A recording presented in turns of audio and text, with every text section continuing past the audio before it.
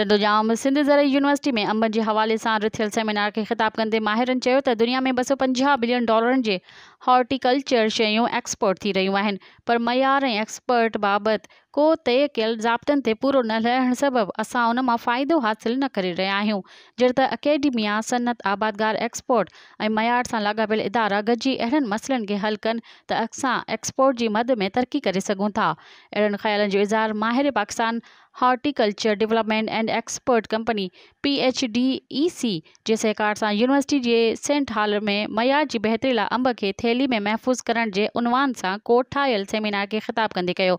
seminar खे ख़िताब कंदे wise chancellor doctor फ़तेह मरी चयो त